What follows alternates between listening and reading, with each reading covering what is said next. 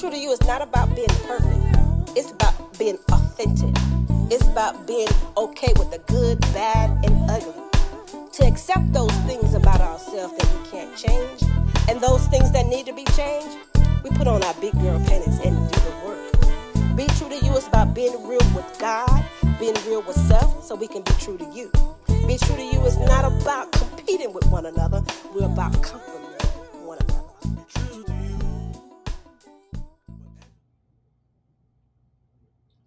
Hey, what's up, world? It's me, your girl, Angela. Welcome to the Be True to You Talk Show. You know what we do. Go ahead, like, share, comment. Like, share, and comment. Invite your friends, your sister, your cousin, your auntie, your brother. Invite them all. You do not want them to miss this program. And so before we get into it, let me just do a disclaimer. This show also can be a little triggering. And so we just want you to be prepared.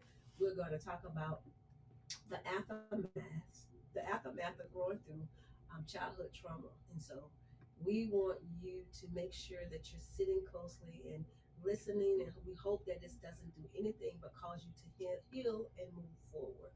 Um, Today we have our guest again, the special, the one and only Lawanda will be Lawanda. Woo-hoo-hoo-hoo. Hey, everybody. We are sitting inside of this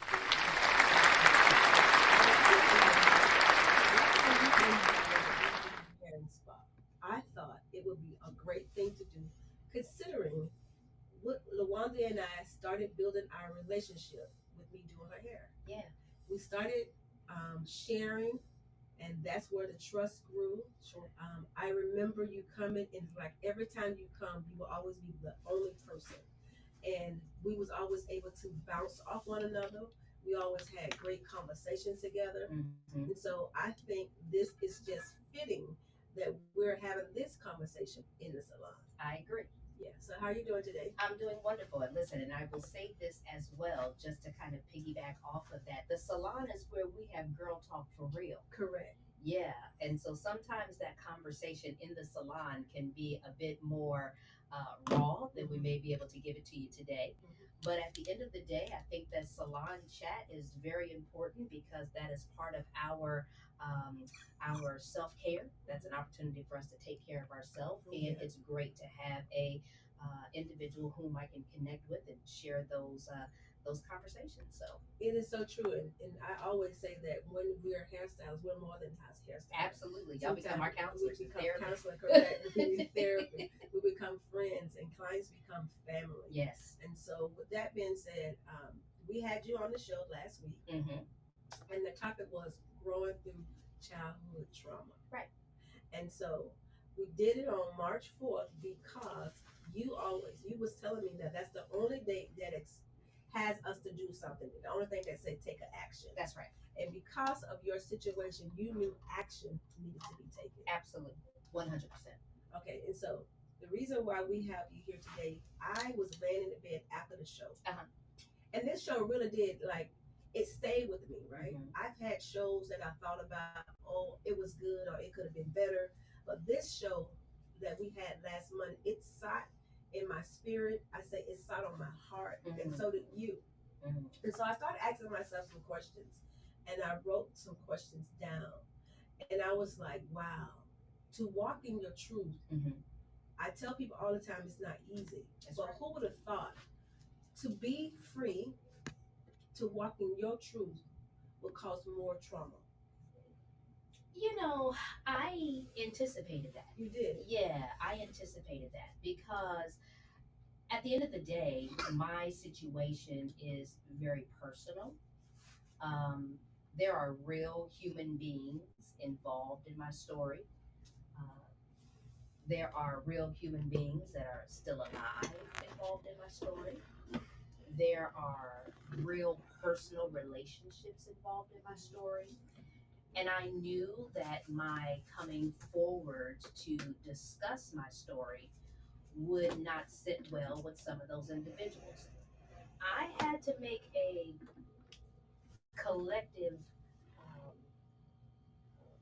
plan with myself to build a force field around my heart.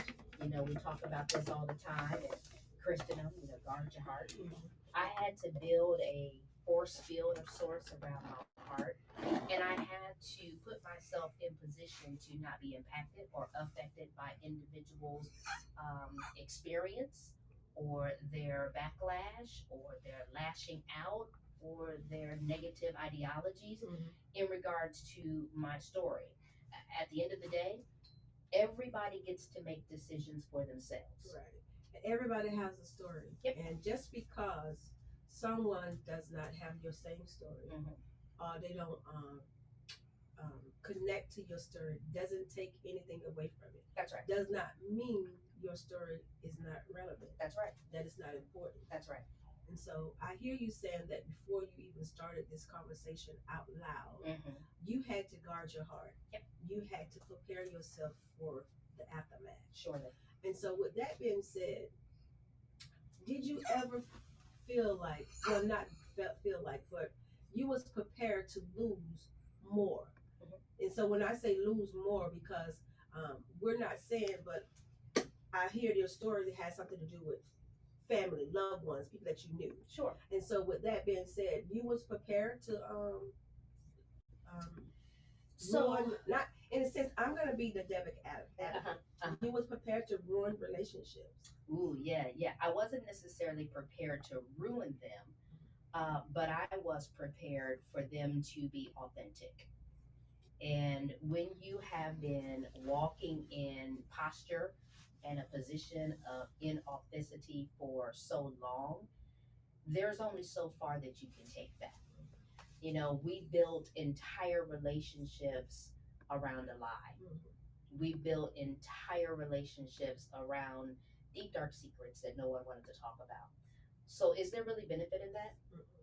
You know, because at the end of the day, do we really know who we're dealing with or why we're dealing with those individuals if we can't be authentic and honest and truthful with one another?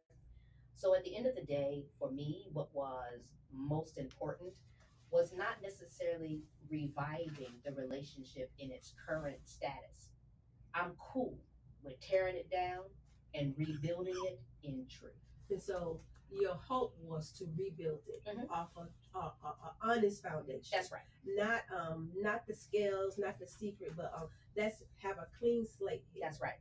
And so, and I believe it will still happen. I think that it's just going to take time for individuals to contend and deal with the reality of the choices that they made. Because keep in mind that this was not something that I just arbitrarily jumped out, got on social media, and just started running my mouth about. This was a very calculated, a very therapeutic experience and expression and continuation of my therapy. This was not something that I did not count up the cost. You know, scripture tells us, you know, when a man built a building without first counting up the cost, I counted up those costs. And I knew that there would be, and in addition to that, I gave those individuals that are involved in my story that have, you know, play a role or have a role in the story to also, you know, kind of put it, you know, in perspective.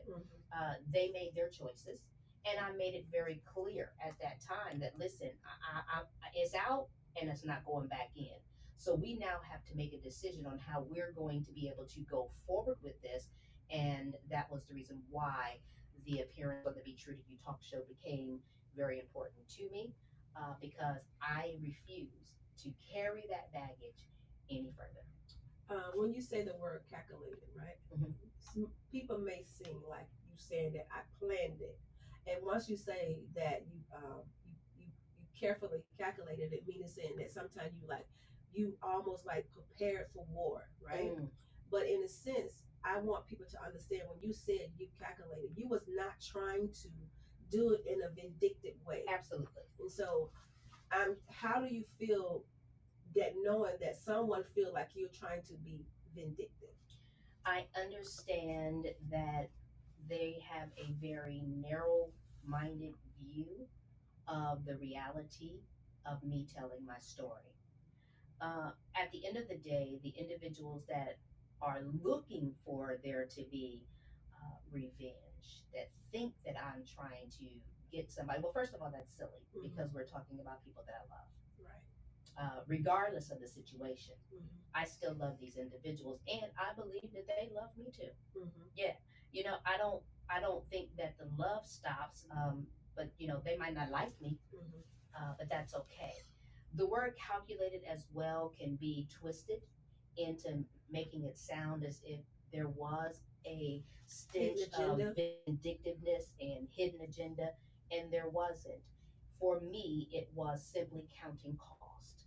Was I prepared? Was I ready? Was I willing to walk through this life minus some of the key players that I would have automatically have a relationship with if they were unable to stomach and digest my truth. And at the end of the day, my answer was yes.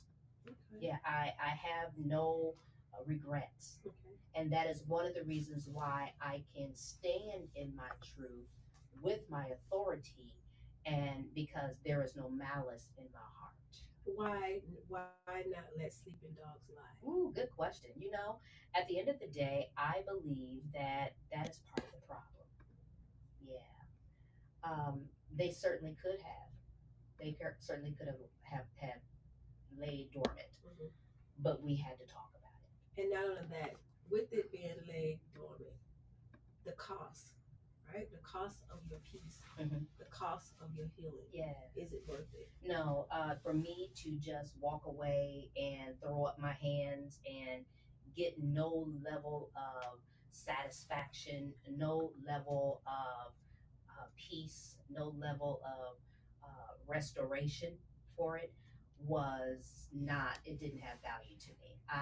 I needed to hear certain words. I needed for my own peace of mind. And unfortunately, that was being denied to me. And I had to go and find other ways to be able to put balm and salve on my own wounds. I had to, you had to lick your own wounds. And this process became very cathartic for me. There was a purging that came forward from it, and it became almost as if it were medicine. How do one prepare themselves as far as you saying you calculated, you thought about it, you had kind of like ideal in your head, but how do you prepare knowing that your peace, your truth, your authenticness showing up in life will cause you to not be a part of those that you love? How did you prepare yourself? I will tell you that, and we see this on social media a lot. We do. We see individuals that pop off on social. They just start talking and sharing their business and running their mouth and yakking their jaws and putting their business in the street. That was not the way that it worked for me.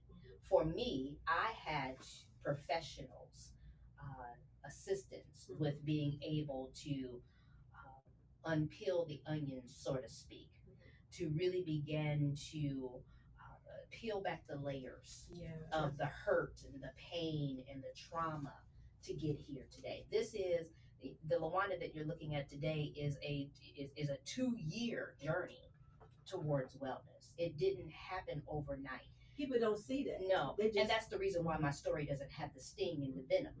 It doesn't come out with a "I'm gonna get you sucker" kind of a kind of an ideology. I'm able to be poised. I'm able to have composure.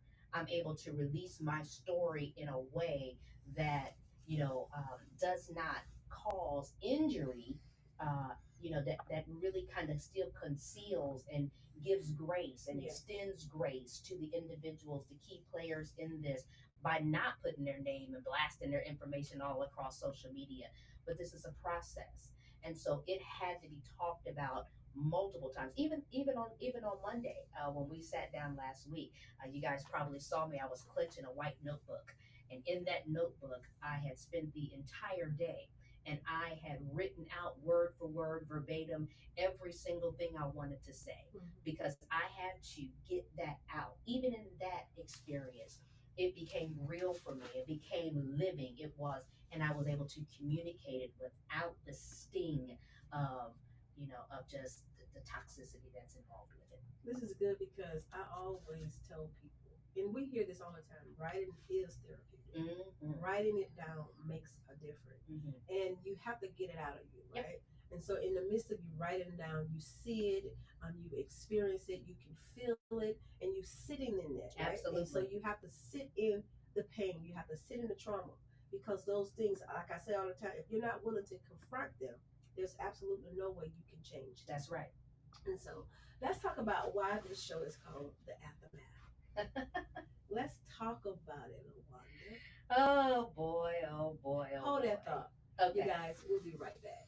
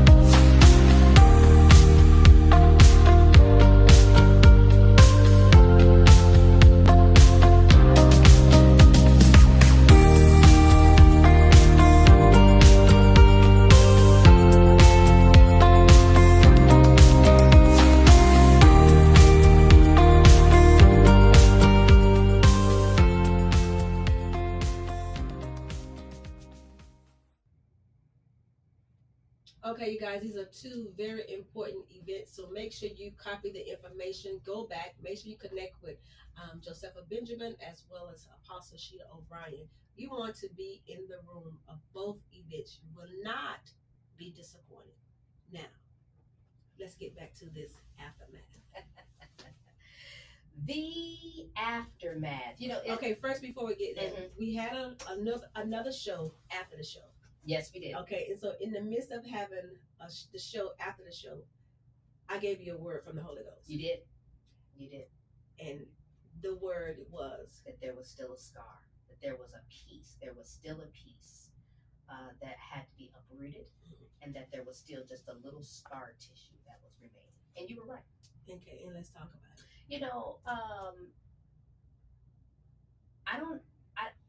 I'm trying to find the words to really be able to bring you in slowly to what I experienced. Let's make sure they know it snuck up on you. It did sneak up on me. It snuck up on me. It snuck up on me. First of all, I want to take you back to the night of the event when we, turned off the lights and cut the cameras. I just cried because it was just such an overwhelming experience to finally have put that information out for public digestion and for public consumption.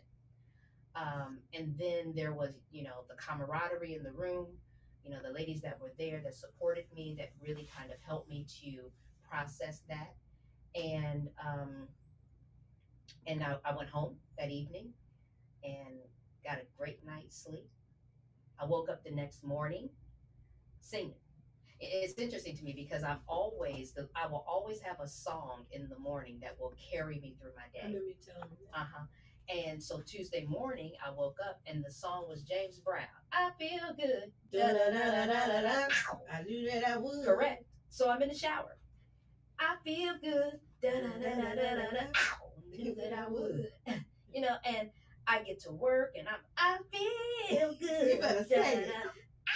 Dun, dun, dun, dun, dun, dun. All for every bit of 3 hours. And then I got really sleepy. Like it was almost as if I was on some type of a cloud.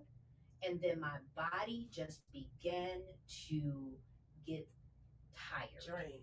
It was my HR director walked by my desk, and I mean, I was yawning full fledged, like I've been working on the pipeline all night. Yawns, just leaned back. Just she laughed. She said, "Are we keeping you up?" I said, "I think you are."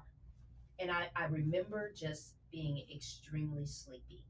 Wednesday, I went to work, and again, just exhausted. It was as if I hadn't slept for 5 minutes. I could not wake up. I was so tired to the point where I began to think that it was a medical issue. Like I was so exhausted. I made it through that day, but by Thursday morning, I was so weak that I couldn't get out of bed. Wow. Called off work.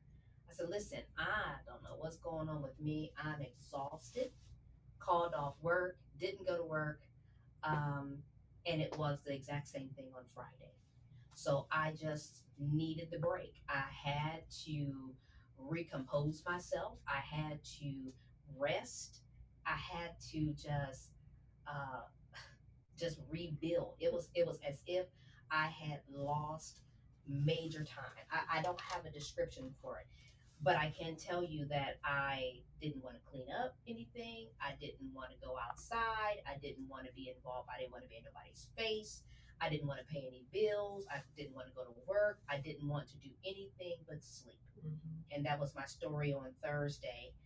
Friday, I did get out the house. I did have an event to go to, and I managed to go.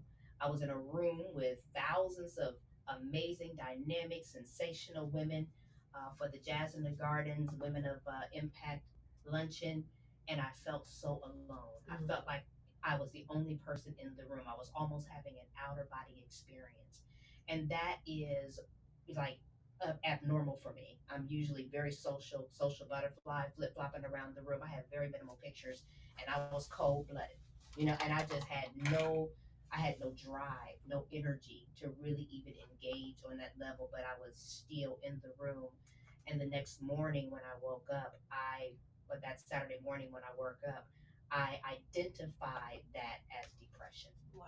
I entered into a stage of depression. And that's not something that I've experienced before. I've had bouts of sadness, bouts of depression, but not something that just literally took the wind out of me to the point where I could not get up and go to work. Mm-hmm. Yeah. Yeah. Yeah. And that's what I was saying when I saw you Saturday. I'm like, are you depressed? And you was like, yep. That's what it is. I am depressed. And so that was something that was very unexpected, right? Because it's not like you second guessed yourself. Right. It's not like you regretted it, but what do you have an ideal now of how depression seeped in? Absolutely. Trauma release has both physiological and psychological releases. Your body will react to trauma release, your mind, your emotions, your mental status, everything is impacted by trauma release. The same way that you are impacted when you are going through trauma.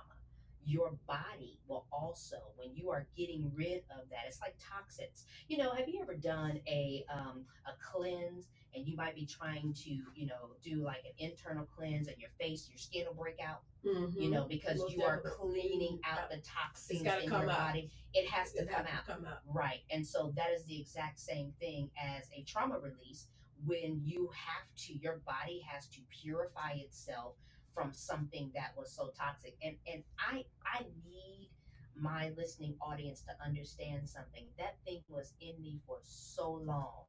But yeah, it took me to have that release in a public control but public setting, in order for that toxicity to be able to leave my body. Yeah, I think in the midst of you being public, I think it also released any form of shame that you hold on yourself. 100%. Because we're shamed sometimes, or the enemy wants us to be shamed about those things that we endure, what we experience. And not only that, he closed our mouth, that it almost want to blackmail us with our past. 100%.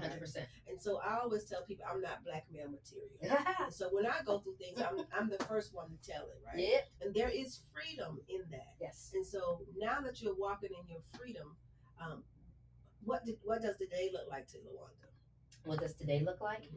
Uh, I will tell you this: that every time I open up my mouth, first of all, I want to say this: I when I went back to work on that Tuesday, like you could. So you didn't go to work Monday either? No, I went to work.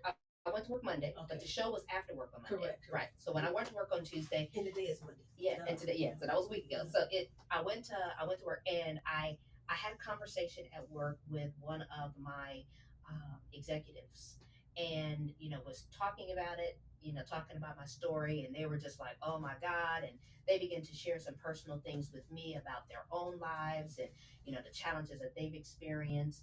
And we had some really good dialogue, and that individual's trauma has led to physical illness, cancerous illness, because they cannot release that. And I'm finding that every time I open up my mouth, somebody gets set free.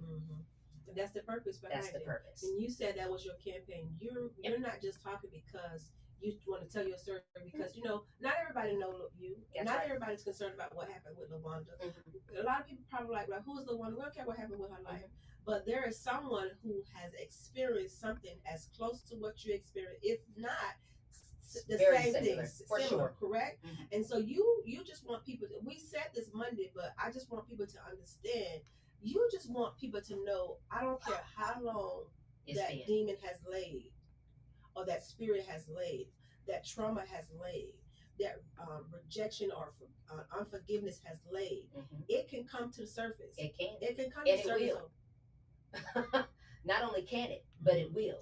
And you control how it came up. That's right. Because it could have came up violent, right? It could have came up angry. It could have came out trying to be vindictive. Absolutely. But because you sat with it for 2 years and worked on yourself, it came out just the way it was meant to come out. Absolutely. And I am very proud of the work that I did. I have sought therapeutic therapy services before, and never stayed with the process. And that's it. Like, if you're going to do it, you don't have to stick with the process. And it's going to feel like this is a waste of my time. It might feel like I'm never going to get to where I'm trying to get to. But when you get on the other, there were things that I didn't always understand what my clinician was doing, or why they were requiring me to do certain activities. It didn't always make sense to me. And there were times when I just didn't do the work because I'm like, okay, that's silly. I don't want to do it. But when we put all of those activities together and balance them all together, it helped me to be in a position where I could now go and free myself, help somebody else while freeing myself. That's good too, because you're not being selfish. Yeah. This I think it stopped with me because I know things that they don't know. Absolutely. And because I know things that they don't know, I know that no one's calling you a liar. No one's saying that it's not true. That's right. But even in that, the lack of support, the lack of, in a sense, that you want to be validated. Yes. And the lack of not being validated, to me, and it's just me, I could be wrong, it looked like it can cause that much more hurt. I was not hurt by that. No, I wasn't. Because I have, through again the process of therapy, I truly believe that a lot of our hurt are really failed expectations of man. And see, you didn't have any expectations. I didn't have any expectations. But you just put it out there. Because let me tell you something. When I see it, when I saw it, when I read it, you showed up with the love of Christ. Absolutely. You showed up, like you said, when you said that Monday, you was like, I showed up with grace. I'm like, how do you show up with grace in such a situation like this? I'm telling you, I was thinking about things afterwards, and you literally, I literally saw Saturday what you meant when you said you showed up with grace. I did. And so, do you believe that came because of therapy, or was it therapy and your relationship with Christ? Absolutely, my relationship with Christ. Listen, the therapy, God gives individuals the ability to pursue those careers for a reason and a purpose. But I also, he was always the main ingredient in all of that. But I also have a lot of thanksgiving because of the community that has surrounded me during this time. Yourself, Dr. Tasha, who y'all Y'all It was in love love with that Dr. woman. Tasha. Okay. Y'all love y'all some Dr. Tasha. 3 months. Uh, call her, but it's gonna be 3. All right, 3 months before you can get in. Once you in, you in, but it's gonna be a minute before she can get you scheduled. But I mean, the aggressiveness, the no holds barred, the really put it in your face and lay it at your feet. And what are we gonna do about this? Was her mentality and her attitude and her challenges towards me. And there were some individuals that actually disagreed with that because we had a friendship prior to the therapeutic relationship. But they thought you crossed the lines. Yeah, they thought that there was a conflict of interest in it. But when it's something so incredibly personal, and you need that friendliness to be able to, make sure that you are showing up authentically, and then to make sure that you're not going to be violated again by individuals who may just be after the story and after the money. And I experienced that. There were actually people who wrote in and said, well, I think Lawanda was still trying to protect her predator, because she wouldn't, name their names. And I'm like, yeah, no, it has very little to do, with that. But there's no way that I can give you 38 years of trauma in 38 minutes, and I'm gonna need $38. And so when you say that, so let's talk about that. You say, and I'm gonna need $38. It's tongue in cheek, but it is true. Okay, so now it's like she's doing it for money. Listen. At the end of the day, your story has value. It does. Your story really has value, and my story is no different. Okay. My story has value, and I believe, just like the good Dr. Reverend Bishop T.D. Jakes said, listen, at the end of the day, if it don't make dollars, it don't make sense. That's right. And I have thousands of dollars invested in therapy. Thousands. Yeah. To deal with something that I should not have had to deal with in the first place. You know what? I made a statement for, parents and aunties and uncles and the adults that are in the lives. We have this whole conversation that it takes a village to raise a child, right? Well, let me tell you something, village. The best childhood that you can give the children that are in your village is a childhood that they don't have to recover from. You hear me? That's the best childhood you can give. You are responsible, adults, aunties, uncles, mommies, daddies, cousins, whoever you are that is a part of that village. The best gift that you can give the child that you have control over, care for, is a childhood that they don't have to recover for. Everybody doesn't have thousands of dollars to invest in therapy. Everybody don't have that kind of coin. Thankfully I have insurance and I was able to pursue the kind of help and the care that I needed to be able to do it. And coming through that, it will be nice to be able to recover some of those losses. Yeah, but Black folks don't go to therapy. That's what they used to say. But now, baby, listen, we go now. Okay, we now we are going to therapy. We know the importance of talking to someone, and although we want to talk to someone who don't have a bone in the fight, a dog in the fight, rather. You still, I hear you saying that Dr. Tasha was someone that you felt comfortable with because you knew her, right? And because you knew her, you knew she wouldn't violate. That's right. And so you was able to let down your guard. And a lot of times we stay stuck, right? Because we don't have a safe place. Right. We don't have anyone that we feel like we could just let this go. And so the thing is finding someone who's going to be there to, like you say, guide you through that, help you see, because honestly, you had to do the work. Yeah. She was there to be the mediator, but literally, you had to do the work. And so you had to be willing to unveil. I heard you talk earlier about an onion. You have to take it off layer by layer. Yeah. And listen, at the end of the day, when I would go to her office, I would oftentimes glance up at her wall that has all of her certifications and all of her licenses and all of this, and that woman has $300,000 worth of student loans to prove that she is qualified to be in the position that she was being in. And we have very clear lines of demarcation. where, and as a matter of fact, we really haven't been able to be friendly since I became a client. But prior to becoming a client, we were very friendly. And, but I know I lost the ability to pick up my phone and call Dr. Tasha. I lost that. And that was an agreement that we made while we were going through this process, because there has to be clear lines of demarcation. So, I didn't miss the friendship, but the value that she was bringing to my life as a professional, I can put that friendship on hold. I can put those dinner dates and those brunch dates, I can put them on hold and wait until I'm healed and then resume that relationship. So it was more important for me to get hold than it was for me to have that friendship. And a lot of people don't understand that there is value in losing. Yes. And so you understand losing her as quote unquote a friend was valuable for your healing. Absolutely. And I think a lot of times we just don't want to let go. Yep. There's so much we stay stuck. I struggled with it for a minute. I did. I was like, oh man, you mean to tell me we can't? Yeah. But she was very clear with me, and I knew I needed her. Yeah. Even with those things that the family members, the friends, even sometimes when we experience things with anyone that hurt us, we know we should cut it off, but we feel like we're losing if we don't have some form of connection. I had that conversation Sunday in church. For whatever reason, pastor decided to call an old-fashioned testimony service, and we don't do that anymore in the local church because people don't necessarily know how to act. We do that in the Father Heart Christian Center, y'all. We give testimony Sundays. Yes, because you overcome by the word of your testimony.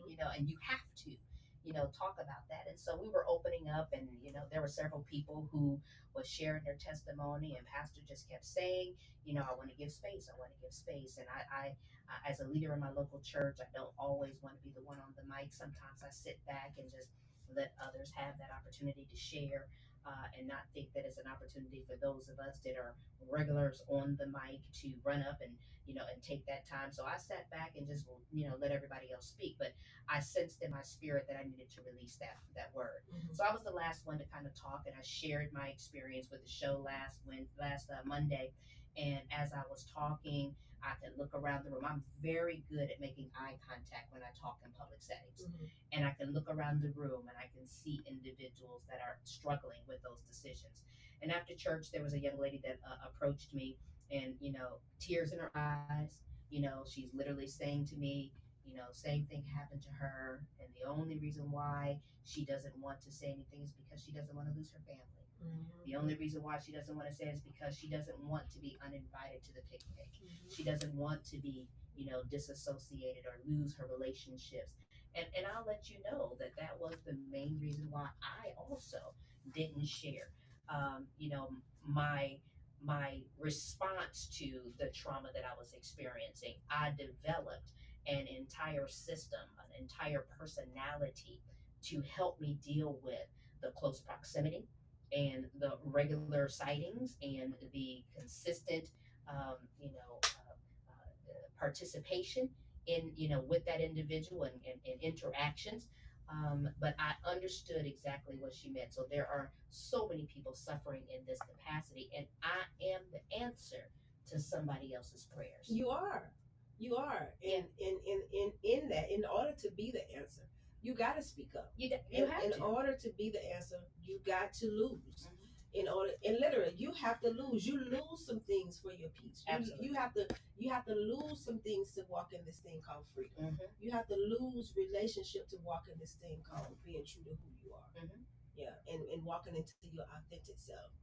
You said something earlier in the show last week. You talked about when you looked at pictures when you was a little girl. When you look at pictures, do you see sadness? When you look at the pictures and knowing that your innocence was snatched away, how do you deal with looking at? Do you have to paint a new picture now? I do. I do have to paint. I do have a blank canvas now that I now have the luxury of being able to add my own colors to. And I, typically speaking, don't look at pictures from my childhood at all. No, because, and this is some of the things that, like, family members that know my story, when I say these things, as they are learning more about the personality that I developed to be able to stand in such an ridiculously unbelievable story as I begin to unveil or reveal the different things that I did to protect myself, they'll be like, darn, she's right. I never saw her. Like if there was a moment there were family movies being shown or, pictures, photo albums coming out, I will politely excuse myself. I really did not look at those things because pictures brought memories. And I have lost files. I was going to ask you, do you feel like you blocked out some things? Absolutely. And do you find that as you talk about it, you remembering more? Absolutely. How does that feel that your memory is coming back? It's so wild. The pain or anything come along with it? It doesn't necessarily, because I am writing a book. Because I am writing a book about this. I am 12 chapters in. I think I was. You went from 10 to 12. Okay. I went from 8. When I went back and looked at it, it was 8, and chapter number 8 wasn't complete. So since last Monday, I have gone from chapter complete 8, 9, 10, 11, and have opened up 12. Okay. Plus wrote a prologue. Okay. So I have really been, because it's like floodgates are opening. It's like, wow. So yeah. So but there are some significant years where there is just blanks. I have no idea where I was at, what I was doing, what was happening during that time. I'm clueless. So I'm looking back now at old memory books, at old yearbooks, at old, things that I wrote, things that I've collected over the years, just trying to like get an ideology of like, what was I doing and where was I at to be able to complete the story. And as I am doing that, memories are flooding back like, oh my God, I remember when that happened. And oh, darn, yeah, I remember that. So they do come back. Yeah, that's good. And I don't believe that it would have been healthy for me to be looking at those items before my healing, before I got this therapeutic advancement, because it probably would have killed me. Yeah, and now I'm sure that you're able to, even in the midst of your struggles, I call it struggle because I'm trying to be mindful. Of course. You still probably now, because you let it come to the surface, you could also now reflect on some of the good things that happened in the midst of your childhood as well. Oh, sure. Oh, sure. I do have, I will say that a lot of my childhood memories are definitely dark. They are. They are definitely overshadowed, but there are some good moments as well. Many of them prior to, but there are some good memories as well. Okay, it's 2 things I want to talk about, and I'm going to say them out loud so I don't forget. One, I want to talk about Dr. talking about us sleeping in the dark or having noise. I don't have that problem. And I also want to talk about when you was at the luncheon Saturday that you said you just felt like you wanted to get out. That you're an MC. you always around people. Yes. You always, in a sense, the center of attention, right? Indeed. And so, did you feel like you were shrinking? Did you feel like you were invisible? What made you not want to be there? I have yet to be able to put my finger on that, but I believe that there was just a sense of loneliness.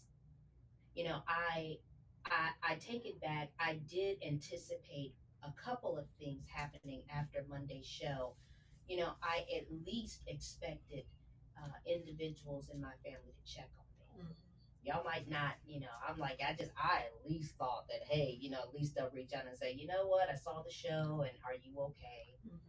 Because again, this is not a story that they are unaware of. This is not me coming back 38, 40 years later, like, oh yeah, by the way, all of a sudden, and nobody knows that this happened. My people know that this has happened. So I guess I did anticipate at least just check on me, just check on me. And what I found was more. I have, I got beat up by the scriptures a lot. That was pretty. I hate to say it, but it was funny because I'm a word person. So I was like, we can't weaponize the word. But. And even though I understand what you're saying when you say you got beat up Yeah. by the word? What do you mean you got beat up by the word? There was a lot of scripture being thrown around. To me, directed at me in a way that was to say that I was wrong, that I shouldn't have done what I was doing, that I was after vengeance, and vengeance is mine, saith the Lord, and forgive, and 70 times 70, and do this and do that, and I just looked, and I was just amazed. I said, at the end of the day, we can sit here and we can toss scripture around all day, but truthfully, God requires truth in the inward parts. There is nothing that we can do outside of truth. We have to be in the truth. So we can throw around as many scriptures as we want to throw around. It's not fruitful. And the word is not to be weaponized. And I understood, the posture that individual was coming from, because they've got their own things to deal with. But I just looked at that like, it was sad. And so there were some desires. I can't necessarily call them expectations, but there were some desires that at least check on me. And there was no care, no concern, until I brought it to a few of their attention, and they're like, "Well, it's not like I'm not concerned about you, but your actions say something completely different." And if anything, I've noticed that there's been more concern for the individuals that are the primary characters in my story. The ones that precipitated and facilitated and what is the word that I'm looking for? Enabled. I was going to say, we had that conversation, and I think every accuser has an enabler. Yeah, absolutely. So someone knows. Somebody has somebody that helps them. Yeah. And so there's been more care and more concern for those individuals, and very little for me, for whatever the various reasons are. And I get it. But that was a little bit of a challenge for me, and I believe that that's what made me feel lonely in that room. Because at the end of the day, yes, I am who I am, and I have a great platform, and the Lord has blessed me to know many people, and I can pick up my phone and I can call people to say, hey, I need A, B, and C, and A, B, and C will get done, and I'm very grateful for that. But at the end of the day, there was a desire to be able to at least have someone whom knows the story connect with me and say, wow, you know what, I heard you. I'm praying for you. I'm thinking about you, and not necessarily just dismiss me on that level. You're not asking for them to even disassociate. You're not asking for their relationship on their, but balance it out. Yeah, right. Yeah, if you're gonna check on one side, check on the other, because a thin slice of bologna got two sides. That's true. And I understand and I get it, but at the same token, hey, I'm a human being too. And keep in mind that, and I think I might have mentioned this on the last show, that, I'm like the Apostle Paul. And he said, in the word, he said, the very thing that I fear the most has come upon me. The very thing that I feared the most has come upon me. Wow. The loss of relationship, the isolation from people that I really care and love about and have had long relationships with. That has an impact and an effect. Is it greater than freedom? No, sir. No, sir. Okay, and so let's talk about the darkness. Okay, so you had spoken about that. That was wild, by the way. Yes, let's go into it. Because when Dr. Tasha say, most people keep on the light or the sound because there's in a sense they're keeping themselves safe, or they're scared of the dark because they've been violated in the dark. They've been violated in silence. And you said how long you slept with? I still do. But I will say that the day after the talk show, I went home and I slept that night peacefully with no TV on. My television is always on, typically speaking, because I fall asleep with the TV on, period. But there have been times when I could not. Like if the TV, how Netflix be asking you, are you still watching? And the screen goes, like my subconsciously, I would wake up and have to hit, yes, I'm still watching. I got to hear something in the background because I needed that noise. But, so I'm in a different place with it. But yeah, I constantly kept noise on in the background. And when she said that, I'm like, well, we haven't talked about that yet. I sleep with my TV on. And I didn't really contribute it to that or attribute it to that. But I will tell you that over the years, like I developed whole programs. I developed whole programs on how to move, walk, talk, think, do, how to protect myself, how to, even in conversations, who I told, who I revealed, who I shared with, because there are certain people in your life that certainly do need to know, life partners, spouses, intimate relationships. Yeah, you need to know this because I need to give you the opportunity to say yay or nay, whether you want to be involved with these people because they're very much still a part of my life. So I can't take away their will to make a decision like, okay, that's effed up. I'm not about to fool with you on them. Leave them over there. Me and you can, we can ride out. But that over there, I don't want nothing to do with that. And I have people in my life that are definitely on that side of the fence. I was gonna say, I'm sure you had some people that took a stand on. Oh yeah. I have some people that took a hardcore stand on that. That absolutely will not to this day will not fool with those individuals. And I don't care how friendly and how much I'm able to. And there are a few people that's like, yeah, okay, if you like it, I love it, but I don't understand it. And you're right.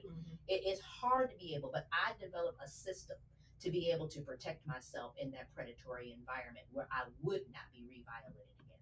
And so you was never able to just show up authentic. You always had to think or plan. Absolutely. That had to be tiresome. It was tiring. Yeah. And I didn't really have to do that until the last 17, 18 years of my life because, and it's so interesting, because when I lived in the same city, I could just go to my house. You didn't have to stay. I'd have to stay around those people. Wow. I could go and go. But when I now live here, and my house is in Florida, and I had to go back and visit my hometown, and those would be the places that I would have to stay, or those were the places that I would stay would have those memories and the stain and the stench of that abuse, and I would be surrounded by it. It was almost as if I just kept like going right back into the fiery furnace, and it was wild, but I had developed a system to be able to allow me to be able to handle it and deal with it over the course of years. Okay, you did an amazing job. I pray that there's no more aftermath. And when I say that, I'm talking about within, right?